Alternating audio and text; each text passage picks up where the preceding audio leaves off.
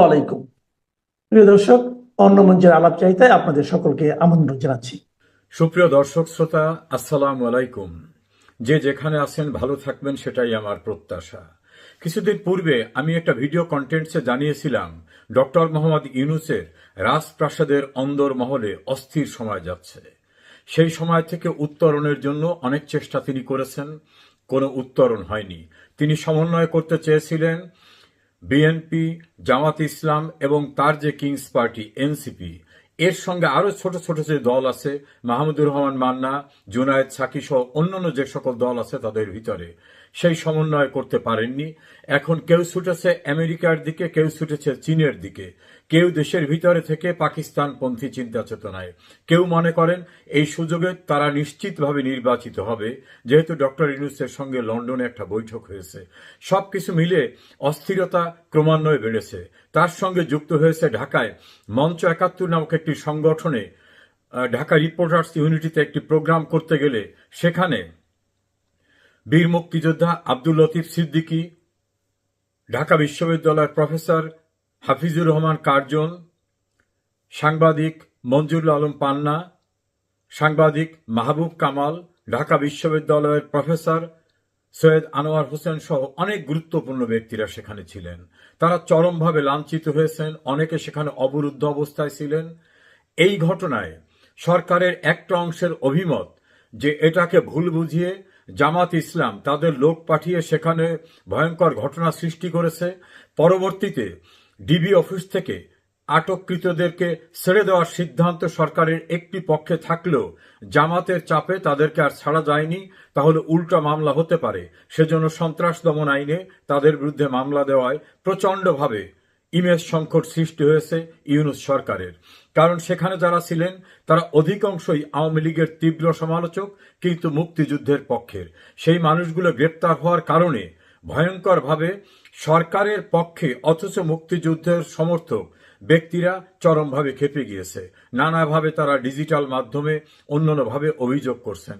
এইরূপ পরিস্থিতির ক্রেশ কাটিয়ে উঠতে না উঠতেই গণ অধিকার পরিষদের সভাপতি ডাকসুর সাবেক ভিপি নুরুল হক নুরু এবং তার সঙ্গীদেরকে নির্মমভাবে মারধর করা হয়েছে।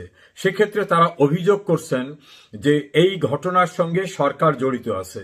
তাদের কিছু নেতারা সরাসরি বলছেন যে স্বরাষ্ট্র উপদেষ্টা উল্লেখ করেছেন যে এটা প্রধান উপদেষ্টার নির্দেশে পুলিশকে নির্দেশ দেওয়া হয়েছে, আর পুলিশ সেটাকে কমিউনিকেট করেছেন আর্মিকে।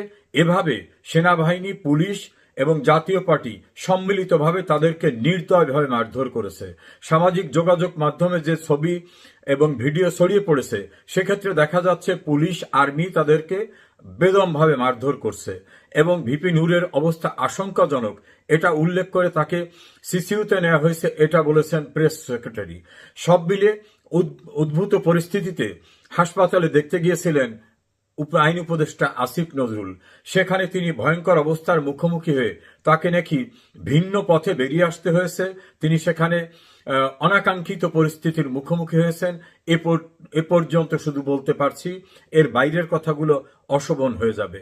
এইরূপ পরিস্থিতিতে নানাভাবে যারা পূর্বেই সংশয় সংকল্পে ছিলেন, তারা এখন অনেকেই ডক্টর মোহাম্মদ ইউনূসের উপদেষ্টা পরিষদ থেকে সরে আসার জন্য চূড়ান্তভাবে সিদ্ধান্ত নিয়েছেন।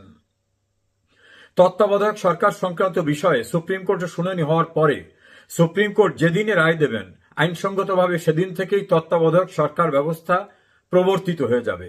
সেটা যদি প্রবর্তিত হয়ে যায়, তাহলে তত্ত্বাবধায়কের যে পূর্বে স্ট্রাকচার ছিল, সেই স্ট্রাকচার অনুযায়ী সর্বশেষ অবসরপ্রাপ্ত প্রধান বিচারপতি হবেন তত্ত্বাবধায়ক সরকারের প্রধান উপদেষ্টা। তাই যদি হয়, তাহলে ডক্টর মোহাম্মদ ইউনূসের আর সরকারে থাকার কোনো সুযোগ থাকবে না। উপদেষ্টাদের তাহলে কি হবে? নতুন যিনি তত্ত্বাবধায়কের প্রধান উপদেষ্টা হয়ে আসবেন, তিনি তার মতো করে উপদেষ্টা পরিষদ সাজাতে পারেন। সেক্ষেত্রে বর্তমানে যারা উপদেষ্টা আছেন, এরা আওয়ামী লীগ, জাতীয় পার্টি এবং 14 দলীয় জোটের বাইরে কমিউনিস্ট পার্টি সহ অন্যান্য যারা বর্তমান সরকারের শত্রু মনোভাবাপন্ন অবস্থার ভিতর পড়ে গেছেন, তারা নিশ্চয়ই তাদেরকে আদর্শ করবেন না, তাদের খুব ভালোভাবে গ্রহণ করবেন, এটা ভাবার কোনো কারণ নাই। এইরূপ পরিস্থিতিতে কিভাবে তারা সেফ এক্সিট নিতে পারে, ইতোপূর্বে 4 জন উপদেষ্টা তারা উপদেষ্টা পরিষদ থেকে অবসর নিতে চেয়েছিলেন। ডক্টর মোহাম্মদ ইউনূস তাদের বলছেন যে আপনারা দীর্ঘদিনের আমার সঙ্গী, আমাকে ছেড়ে কোথায় যাবেন। সে কারণে অনেক পীড়াপিড়ি করে তাদের ধরে রাখা হয়েছিল। কিন্তু এই নতুন সংযোজন হওয়া দেশের উল্লেখযোগ্য ব্যক্তিদেরকে মুক্তিযোদ্ধাদের একটি অনুষ্ঠান থেকে বেদমভাবে মব আক্রমণে লাঞ্ছিত করা, পরবর্তীতে তাদেরকে সন্ত্রাস দমন আইনে আসামি করে জেল হাজতে প্রেরণ করা, নতুন করে ডাকসুর ভিপি নুরুল হককে নির্যাতন করা এবং আওয়ামী লীগ নির্বাচনে আসতে পারবে না, তারা নিশ্চয়ই বসে থাকবে না, এই সামগ্রিক অবস্থার সঙ্গে নতুন যে যুক্ত হলো যে তত্ত্বাবধায়ক সরকার ব্যবস্থার রায় নভেম্বরের পূর্বেই হয়ে যাবে।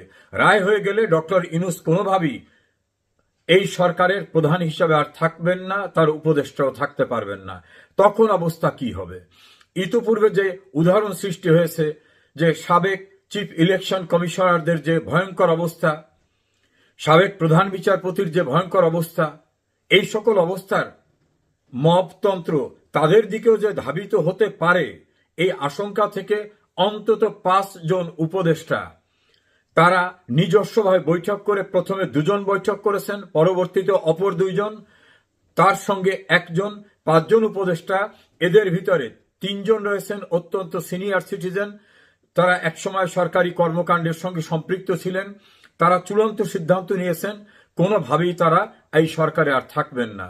স্বরাষ্ট্র উপদেষ্টা প্রচন্ডভাবে বিরক্ত, তার ভাষায় এসব আর এখন আমার ভালো লাগছে না, আমি কেন এসবের দায় দায়িত্ব নিতে যাব, আমার ঘাড়ে বোঝা কেন আসবে, আমি তো বিশেষভাবে কোনো লাভবান না, আমার কেন পরবর্তী যারাই দায়িত্বে আসুক না কেন অবসরে যাওয়ার পর সমস্ত চাপটা আমার উপরে আসবে। আসিফ নজরুল যে কোনো সময় যে কোনো অজুহাতে দেশের বাইরে চলে যাবেন, যাওয়ার পরে তিনি যে কোনো অজুহাতে সেখানে থেকে যাবেন, এমন তথ্য আছে। এভাবে 7 জন উপদেষ্টা ডক্টর ইউনূসের এই সরকার থেকে সরে যাওয়ার ব্যাপারে অনেকটা চূড়ান্ত হয়েছে। এই বিষয়টি সরকারের একটি গোয়েন্দা সংস্থা অতি গোপনে প্রধান উপদেষ্টাকে অবহিত করেছেন এবং শোনা যায় সেনা সদর দপ্তরেও তারা রিপোর্ট করেছেন। আমরা জানি না এই রিপোর্টের ভিতরে কি রয়েছে। এনএসআই এর তরফ থেকেও একটি রিপোর্টে নাকি এমন তথ্য পাওয়া গেছে যে অনেকে এখন সরে যেতে চান, আবার যারা তরুণ উপদেষ্টা মাহফুজ আলম, আসিফ মাহমুদ, সজীব ভুইয়া, তারা মনে করছেন এই সরকারকে আরো দীর্ঘায়িত করতে হবে, অনেকদিন ক্ষমতার আস্বাদন নিতে হবে। তারা ক্ষমতায় থাকা মানে তাদের দল যত প্রকার সুযোগ সুবিধা দরকার সেটা তারা নিতে পারবে। এই পরিস্থিতিতে নতুন করে যুক্ত হয়েছে এক পক্ষ চীনের দিকে ঝুঁকে পড়েছে, এক পক্ষ আমেরিকার দিকে ঝুঁকে পড়েছে, আর এক পক্ষ পাকিস্তানের আইএসআই এর আশ্বাসে সেদিকে ঝুড়ে পড়েছে। এই রকম পরিস্থিতিতে, ভয়ঙ্কর অস্থিতিশীল পরিস্থিতিতে ডক্টর ইউনূসের আপনজনরা ভীষণভাবে দুশ্চিন্তাগ্রস্ত এবং যে 5 উপদেষ্টার কথা আমি বললাম তার সঙ্গে অপর 2 জন স্বরাষ্ট্র এবং আইন উপদেষ্টা, তাদের অসমর্থিত সূত্রে তথ্য যে তারাও চরমভাবে বিরক্ত, তারা আর এখন থাকতে চাচ্ছেন না। কারণ ইউনূসের সরকারে সবচেয়ে প্রিয়ভাজন হিসাবে যিনি পরিচিত ছিলেন ছাত্রদের, ডক্টর আসিফ নজরুল, ডক্টর আসিফ নজরুলকে তাকে ভণ্ড হিসাবে উল্লেখ করা হচ্ছে, তাকে যে কোনো সময় কৈফিয়ত দিতে হবে, চরম শিক্ষা নিতে হবে, এটা তার ছাত্ররাই এখন প্রকাশ্যে বলছেন। অপরদিকে যে ডিজিটাল অ্যাক্টিভিস্টরা তাকে সাপোর্ট করতেন, তারা তার সম্পর্কে বিদেশে অর্থ পাচার সহ অন্যান্য যে সকল অভিযোগ এনেছেন, সেই অভিযোগের কারণে তিনিও আতঙ্কিত। এখন আর তাকে কখন হাসি খুশি দেখা যায় না, প্রেসের সামনে দেখা যায় না। এখন কথায় কথায় তিনি বিভিন্ন অনুষ্ঠানে যেতেন, অনুষ্ঠানে যাওয়া টোটাল তার বন্ধ হয়ে গেছে। অন্যদিকে সুপ্রিম কোর্টে বিচারক নিয়োগের ক্ষেত্রে বিএনপি প্রচন্ডভাবে ক্ষুব্ধ। বিএনপির গুরুত্বপূর্ণ একাধিক আইনজীবী নেতার অভিযোগ যে সম্পূর্ণরূপে জামাতপন্থী ব্যক্তিদের নিয়োগ দেওয়া হয়েছে, আমাদের নামকে অস্তা কয়েকটি লোক নেওয়া হয়েছে। আবার জামাত ইসলাম মনে করছেন যে আসিফ নজরুল ঘাতক দালাল নির্মূল কমিটির সেই গণ আদালতের সঙ্গে সম্পৃক্ত ছিলেন, সে কখনোই তাদের আপনজন হতে পারেন না। সবকিছু মিলিয়ে আসিফ নজরুল এখন উভয় সংকট না, চতুর্মুখী সংকটের ভিতরে পড়েছেন। এইরূপ পরিস্থিতিতে একজন উপদেষ্টার আত্মীয়রা অস্ট্রেলিয়ায় বসবাস করেন, তারা প্রচন্ডভাবে চাপ সৃষ্টি করছেন যে তারা টিকিট কেটে পাঠাবেন, যে কোনো অজুহাতে উপদেষ্টাকে চলে যেতে হবে সেখানে। আমেরিকায় থাকা দুইজন উপদেষ্টার পরিবারের অধিকাংশ সদস্য তারা এমনভাবে চাপ সৃষ্টি করছেন যে তুমি যদি আমাদের কথা না শোনো, দেশের বাইরে চলে না আসো, কদিন পরে তুমি আর আসতে পারবে না, তোমাকে কিন্তু আমরা খারাপ পরিস্থিতি হলে দেশে যে দেখতে যাব সেটার সুযোগ পাবো না। ইংল্যান্ডের একটি দূরবর্তী শহরে থাকা অপর একজন উপদেষ্টার মেয়ে, জামাই এবং পরিবারের সদস্যরা তারা তো ভয়ঙ্করভাবে চাপ সৃষ্টি করছেন যে তাদের দেখার উদ্দেশ্য করে হলেও তাকে সেখানে চলে যেতে হবে। এভাবে 7 জন উপদেষ্টার এখন ইউনূসের উপদেষ্টা পরিষদ ছেড়ে চলে যাওয়া শুধু সময়ের ব্যাপার মাত্র। সেনাবাহিনী কি সিদ্ধান্ত নেবেন এই পরিস্থিতিতে সেটা নিয়েও তাদের ভিতরে উদ্বেগ উৎকণ্ঠা রয়েছে। রাষ্ট্রপতিকে বিভিন্নভাবে অনেকটা পঙ্গু করে রাখা হয়েছে, তার কার্যক্রম পরিচালনা করতে না দিয়ে তার হাত দিয়ে তার ইচ্ছার বিরুদ্ধে অনেক কিছু করানো হচ্ছে।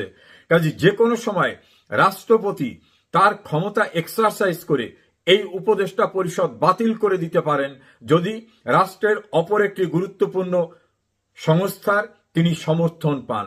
এই সামগ্রিক বিষয়গুলি একটু বর্ধিষ্ণু অভিজ্ঞ উপদেষ্টারা চমৎকারভাবে উপলব্ধি করতে পেরেছেন বলে একজন উপদেষ্টার পরিবারের গুরুত্বপূর্ণ এক সদস্য তিনি আমাকে জানিয়েছেন এবং তিনি তথ্য দিয়েছেন যে তার পরিবারের সদস্য শুধু না, মোট 7 জন উপদেষ্টা পরিষদ ছেড়ে যাওয়া এখন সময়ের ব্যাপার মাত্র।